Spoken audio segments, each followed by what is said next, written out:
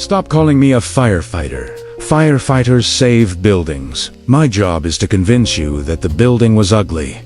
The fire was necessary, and you should be watching the fireworks display across the street anyway.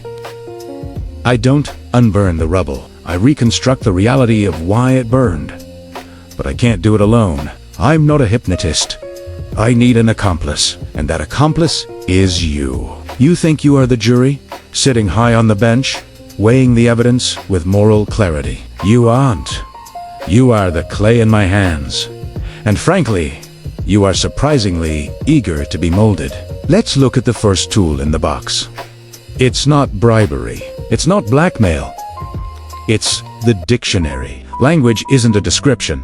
It's a weapon. If a client of mine guts 5,000 jobs 3 weeks before Christmas, that's a villain arc. We can't have that. Headlines like CEO fires 5,000 dads tend to tank stock prices.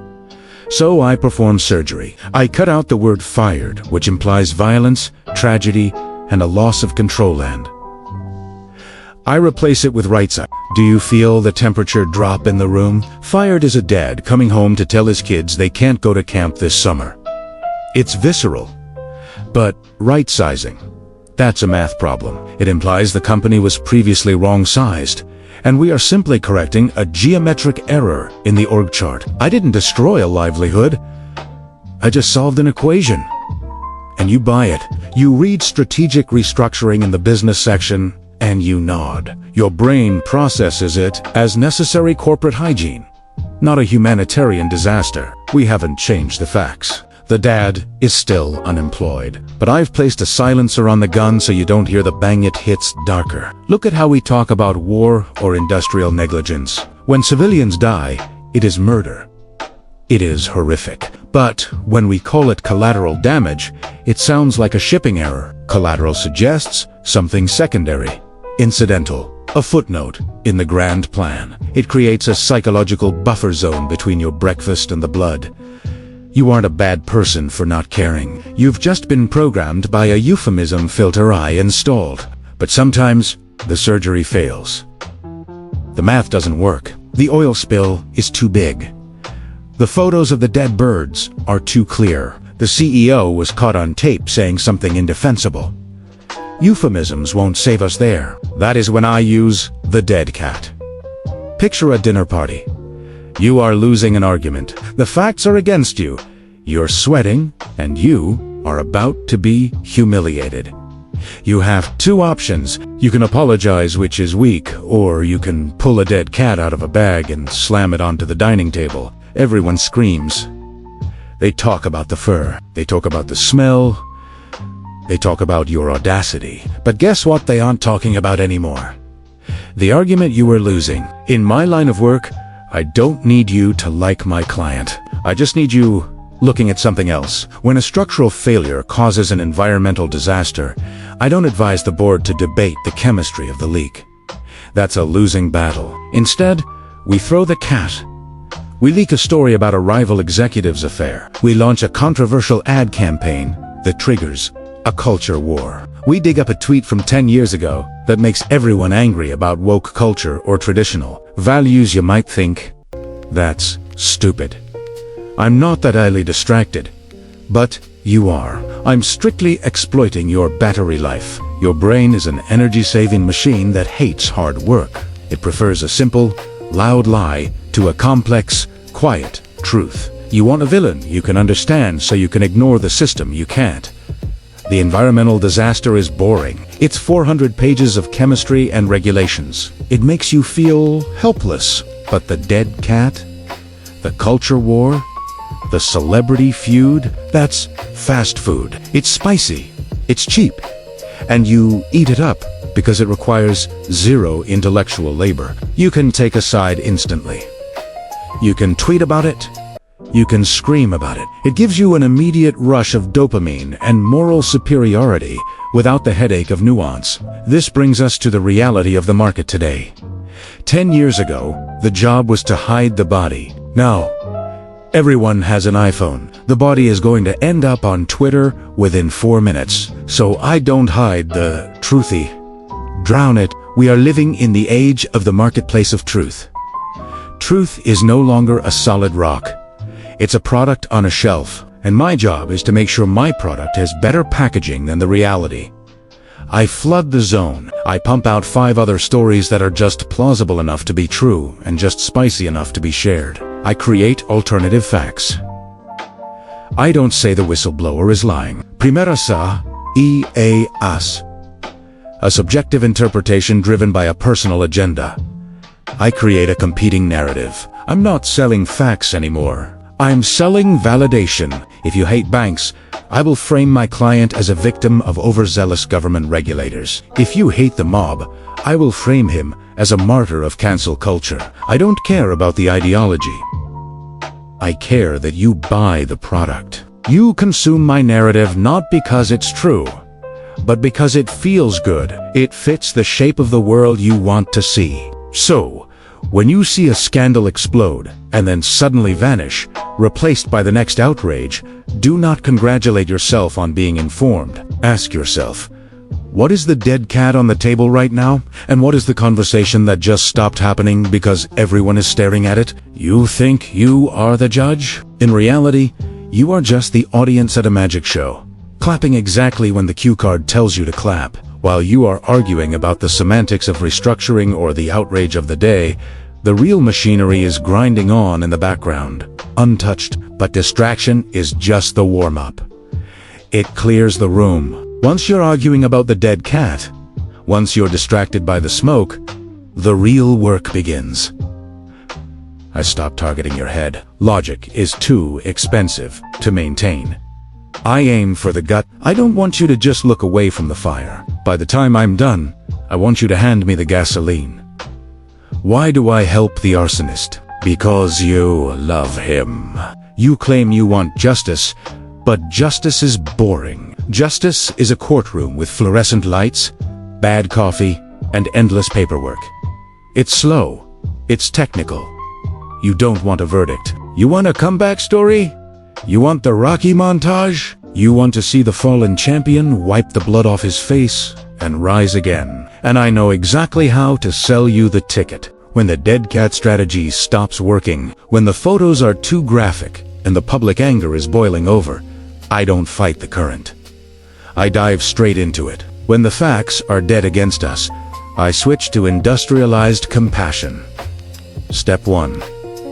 The wardrobe. I stripped the CEO of the $5,000 Italian suit immediately. That suit screams tax bracket. It screams, I am better than you.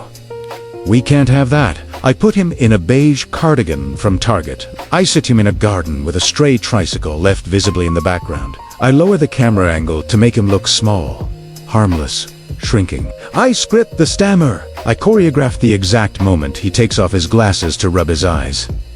We don't call him a thief.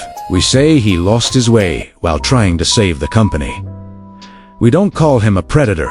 We say the pressure of the industry broke him. We talk about his demons. We talk about his difficult childhood. We weaponize his vulnerability. Suddenly, he isn't a villain. He's a flawed genius. He is a tragic figure. And you eat it up. You aren't rooting for justice anymore. You're rooting for the sequel. Why? Because forgiving him makes you feel good. It is a transaction. When you look at a monster and show mercy, you feel benevolent. You feel I am not selling his innocence.